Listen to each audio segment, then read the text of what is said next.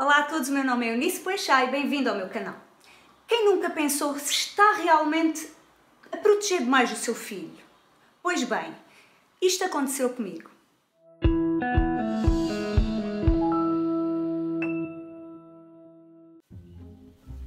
Por vezes temos que quebrar certos paradigmas para que haja uma mudança de atitude e mesmo a nível dos nossos comportamentos.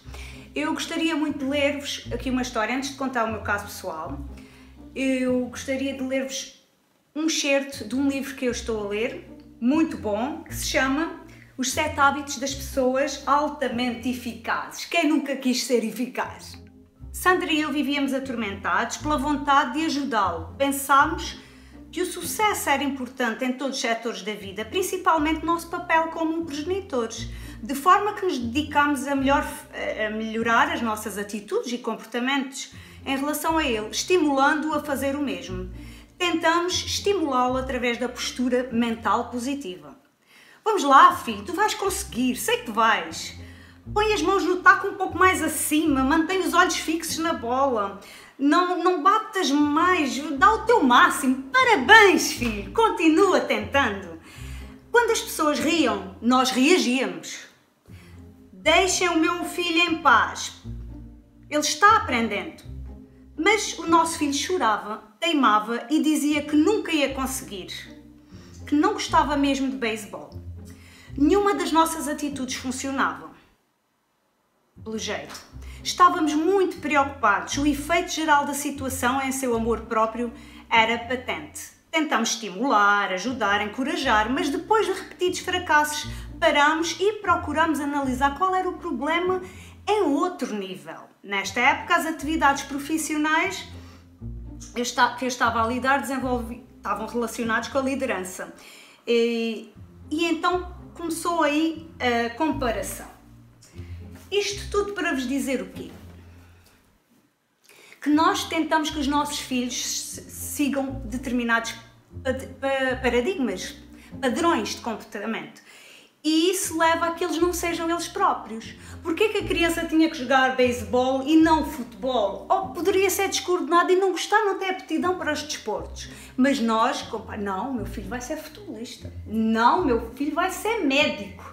E nós tentamos criar situações e colocá-los em determinadas atividades de forma a que eles cumpram esses requisitos que nós próprios estamos a criar para eles, certo? Dentro dos nossos paradigmas. Então temos, de acordo com este autor e na minha perspectiva, nós temos que quebrar esses paradigmas. Protegemos demais e eles têm que aprender a se defender sozinhos. No meu caso particular, eu queria que o meu filho fosse bem sucedido lá na Inglaterra no futebol, levava-o para as atividades, mas ele era muito, não posso chamar hiperativo, porque o conceito em si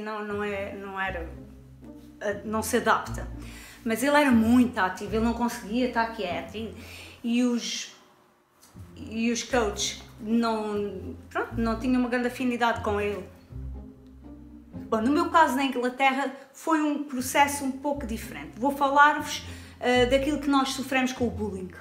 O bullying, meu filho sofreu desde os 6, 7 anos na Inglaterra e foi na escola, era dentro e fora. Até que chegou a um limite que nós tivemos que sair da Inglaterra porque tínhamos uma gangue na porta de casa, visto que eu me pronunciei contra uma criança e não se pode fazê-lo. Nós temos que falar diretamente com os pais ou com os responsáveis pela escola, mas o que se passava era o seguinte: nós íamos buscar o nosso filho à porta da escola e os outros pais também, e a criança vinha atrás do meu filho e vinha a dar-lhe pontapés. Por vezes tentava passar rasteiras, mesmo connosco ao lado. E certo dia eu voltei-me para trás e perguntei-lhe: o que é que se passa? E a criança era de tal forma mal educada, porque claro, eu depois cheguei a um ponto que eu compreendi o que se passava. A criança não tinha regras, não tinha normas, não tinha padrões de educação. Porquê? Porque o pai também vivia de benefícios, fechado numa casa. Diziam que ele que ele era autista, não sei, nunca, os dois, sendo pai e filho. O pai também tinha um pouco de esquizofrenia e o pai dizia: fazes muito bem, continua a bater. Eu não podia defender o meu filho em praça pública. Claro, depois tomei algumas diligências contra isso, nomeadamente lá na Câmara, porque as câmaras são responsáveis pelas escolas, e também fiz um relatório, apresentei queixa na polícia. O que é que aconteceu? Sempre que isso acontecia, e era regularmente, claro, o meu filho é menor de idade, o que é que nós pensamos? Nós vamos defendê-lo. E eu dizia: baixa a cabeça, continua e vamos para casa, fechamos a porta. Mas o problema continuava lá, não é? Se fosse hoje, talvez tivéssemos mudado de morada, mas não vivemos mais no passado e nós temos que pensar de forma como é que faríamos num caso desses aqui.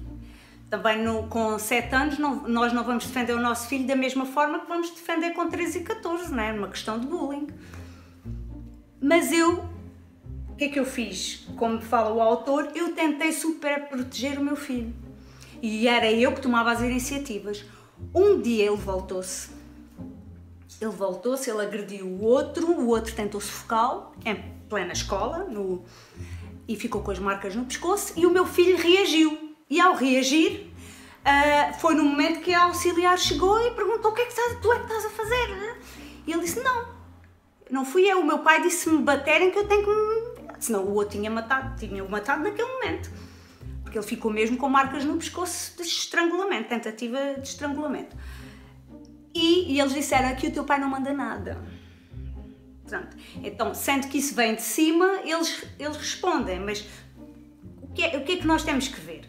Que as crianças aqui, eles reproduzem comportamentos. Se eles veem o pai a agredir a mãe, ou se eles veem toda a sua comunidade a reagir de uma determinada forma e não são punidos por isso, eles continuam a reproduzir, não é? A mesma situação, vão na mesma onda. E o que eu fiz de mal neste caso foi deixar arrastar e super proteger o meu filho. Ele ficou com uma autoestima muito baixa e hoje eu vejo que ele reage. Ele reage, é uma criança que, graças a Deus, ficou curada. Posso dizer que não tem nenhum trauma, assim, relativamente ao bullying, né? E penso que é uma criança feliz e não ficou com essas mágoas do passado, certo? Porque chegou um ponto que eu disse: não, a partir de agora tu vais ter que te defender sozinho, vais ter que saber como gerir a tua emoção, a tua raiva nessa altura e reportar as coisas às pessoas, pronto, que estão mais relacionadas com a situação, se for na escola ou se for na rua, pronto, etc. Mas isto tudo para vos dizer que é possível, o seu filho tem que amadurecer sozinho e tem que saber gerir as suas emoções, porque nós estamos a prepará-los para o futuro e para serem pessoas de sucesso. O seu sucesso não vai ser o sucesso dele, não é? Os paradigmas estão em constante mudança. E então deixo-vos aqui esta pequena nota. Não queira que o seu filho seja o espelho de si próprio, a sua imagem refletida no espelho. Deixe que ele seja a imagem dele próprio. Então, para finalizar, o que é que eu gostaria de reter aqui? Que não tente que o seu filho siga os seus paradigmas de sucesso. Ele é uma outra pessoa. O que você quer é que o seu filho seja uma criança feliz, certo? Ou um adolescente feliz. Nenhuma das nossas atitudes, neste caso, mesmo a minha, pessoal, funcionava. Porquê? Porque nós estávamos de tal forma preocupados que isso gerava que ele perdesse o amor próprio dele.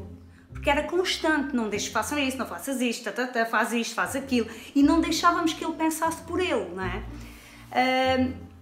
Tentávamos estimular, ajudar, encorajar, e chegou a um ponto que a criança o que se sentia era assim: bom, eu sou inútil, não consigo pensar por mim, não consigo me defender. Óbvio, estamos a falar de idades diferentes. Se fosse hoje, faríamos de outra forma. E depois começamos a pensar que realmente quem tinha que mudar também éramos nós como pais, não é? A forma como olhamos para os nossos filhos vai refletir a forma como eles se vão sentir no futuro e mesmo como se sentem. Porque se nós os super protegermos, eles não vão crescer na mesma. Espero que tenham gostado e até breve. Subscrevam o meu canal, coloquem um like e, por favor, partilhem!